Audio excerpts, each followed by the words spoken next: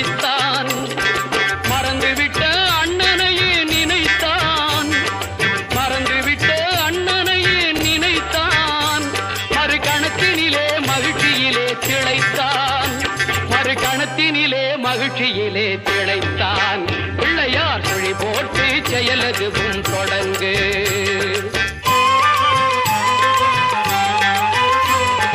கேட்டதெல்லாம் கொடுக்க வரும் பிள்ளை.